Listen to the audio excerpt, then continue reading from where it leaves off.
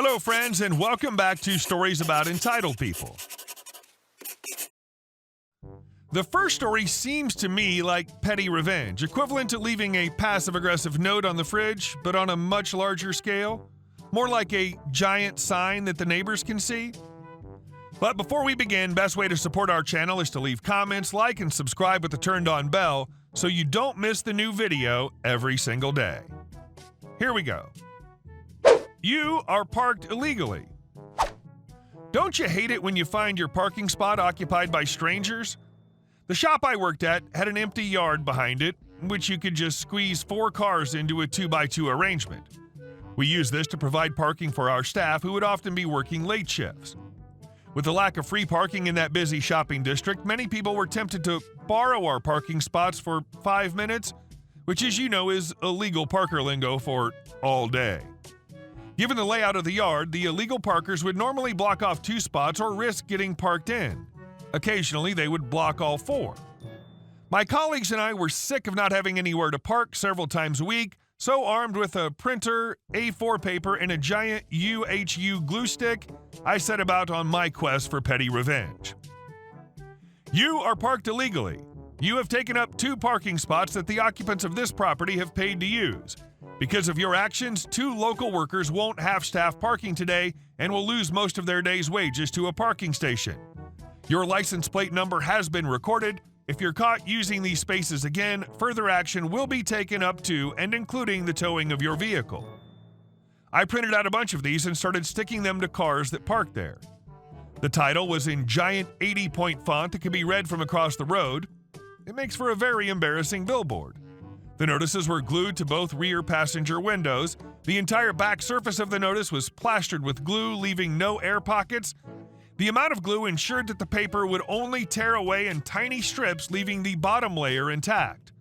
The only way to remove it cleanly was with soap and lots of water. Was this legal? Yes, it was. The law here forbids doing anything that obscures the driver's vision or damages the vehicle. Since the notices are placed on the rear passenger windows and come off without damage, the stickers were in full compliance with the law. I'm glad to report that illegal parking greatly decreased, and no one has ever parked there twice. And our second story. I hate chain auto parts stores. I hate them because you get the average car owner in them, and the average car owner is bad with their car. So I needed some parts for my Subaru Forester. Old girl has 311,000 miles and needs TLC. I go to my favorite store and, wouldn't you know it, my friend who gives me a discount isn't there. I went there dressed in a pair of Pumas, cargo shorts, and my college's EM t-shirt. I have a generally long fuse, but I used to have a pretty short one. So I move on to the next store, a chain store. Well, 2 big name stores. The one has the local college volleyball team doing a car wash. Also, my senior year crush Katie's on the volleyball team and washing cars, double score. So I go to the store with volleyball girls. I make small talk with crush, we catch up, flirt, I give her a 20 to wash my car while I go get the parts I need. After getting all the parts I need, I wait until they finish with my car, pulled it to the side, and began replacing what I just bought in an attempt to impress Katie. She and I keep looking at each other when the other isn't looking. We catch one another every now and then, flirt at a distance, etc. After I've replaced all the solenoids and other parts, I ask to wash up using their hose. Katie agrees, sprays me, more flirting. Then she asks me to go look at her car because it's having trouble starting. Don't F this up, idiot. So I pop the hood, get the old tester out, and check the battery underload. It's junk. I tell her. I can see she's very disappointed. Me. I'll go get you a new battery. You can pay me back later. Katie. How? Me. Dinner tonight. Katie. Deal. So I walk in, exchange her battery, and install her new one. After completing installation, we chat, and she gives me a hug as she has to go wash another car.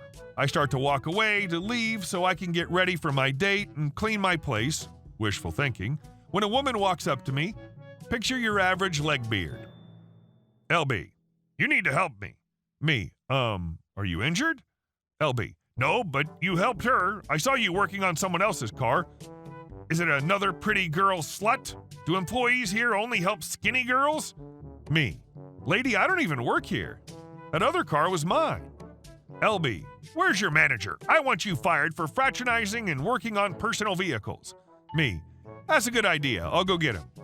LB, are you mocking me? Me, took you a while to catch on. LB, I want your effing manager, poking me in the chest and spitting on me. It's at this time that I remember a joke by Bill Engvall. Lady, I didn't wake up this morning wanting to be a jackwagon. You just pushed my jackwagon button. Me, I don't effing work here. LB tries to out-yell me, but I begin walking away. She grabs my shirt and tears it as she attempts to yank me back by my collar. The collar gives me a burn around my neck as it tightens up. Me, what the F? I've shouted loud enough that everything has fallen silent, even her. Me, if I didn't feel like explaining it to the police, I'd hit you so hard your kids would feel it. At this point, Katie's running towards me with half the team in tow. She grabs me and pulls me away. The rest of the team starts talking to the woman. I heard something about sluts and misogyny. Then I heard a wailing unlike any other. Turns out the tallest girl for the team had a shorter temper than me, and when the lady tried to shove her, a 6'7" girl, the girl punched her square in the nose. Police come, store manager comes, everyone has the same story except for LB. They take pictures of my reddening neck and ask if I want to file assault charges. I say no, so long as no charges are brought against the 6'7" girl. Dinner went well. Shame I didn't get to clean my place, but she didn't seem to mind. And our next story. I will chase you down and bring you back for the police. I was reminded of this time when I worked for a now dead movie rental chain. About 20 years ago, I was working an evening shift in the store. We'll call it Bollywood VHS. I was assistant manager at the time and still relatively fresh out of the Army. Semi-amusing thing to keep in mind, I was very slender, maybe 85 pounds and not even 5 feet tall. Female and white, I was not an imposing figure. So evening, these 3 kids walk in and go straight to our game section. Fast food to-go bags clutched in their hands. I remembered these kids had hit us last week in the evening, same style. It was not going to happen again. I told my workers what I was about to do, and they said they'd be fine watching the store, as the kids were the only people there besides us. Well, I start following the kids around the game section, maybe 4 feet behind them, asking if they need any help. They'd already shoved a couple of games into the bag. Easy to tell as the bag was outlining the corners of said games. They got very annoyed very fast. As they reached the entrance to the game section, they all ran for it to the front door, out the front door, across the parking lot, which was about 300 feet across, and onto the local public bus, which had just pulled up. They ran, and so did I, right behind them. I made sure not to grab them because, hey, they were about 12 years old, and that would have been a no-no. I boarded the bus right after them. The bus driver started to say something about me paying my fare, and I interrupted, sorry dude, and turned towards the 3 kids who had just realized I was on the bus with them. Picture shocked expressions. I stand in front of them and in boot camp loudness voice start talking, "You 3 just shoplifted from my store. You're going to get off this bus right now, and you're going to walk nicely back to the store. You are going to wait there while the police are on their way. Now, I'm crazy enough to chase you down. I'm crazy enough to hit you. I'd like to avoid that, so if anyone from this bus would like to accompany me back to my movie rental store, I can easily arrange quite a few free rentals for your time. You boys do not want to stay on this bus, as there are a lot of tired people here who want to get home and will probably throw you off themselves if you don't follow me. I'm not leaving without you." Yay for pure adrenaline-fueled speeches. I get a rush just remembering this. And I'm not exact on the wording, but it's close. After my speech, a very tall, very built, very grumpy-looking gentleman gets up and says, "I'll walk 'em back with you." I thank him kindly, and we walk the boys back to the store, after I apologize to the bus driver and its occupants, wishing them a good night. The police and the store manager arrived at the store about 7 minutes after we walked back in, and all that fun stuff started turning over the video footage, questioning the man who helped me walk them back, etc. Press charges. Hopefully the kids learned from it. I never got in trouble for chasing the kids down, and I'm not sure why. I know I was a highly effective manager, so that might have helped. Oh, and the man who helped? Absolute sweetheart. Besides helping me get those kids back to the store, he was just a really nice guy. I gave him unlimited free rentals for the next year plus. And our last story. No, Karen, this is our property. We had a huge 3-story duplex. We owned one side, and there was an older gentleman who rented out his side. Our side had a driveway that could hold 5 vehicles all the way to the back.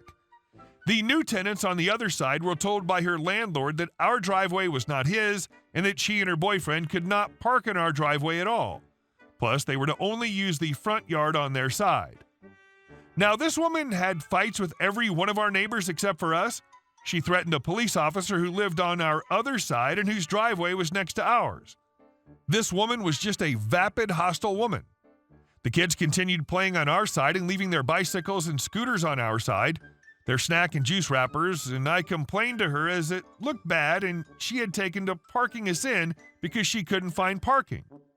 She didn't want to walk a little to park where the space was available. She even parked behind the cop's cruiser he used to bring home for his early morning shift. So we decided to hire a handyman who would remove all the things off our yard and put it in her side and send her a bill.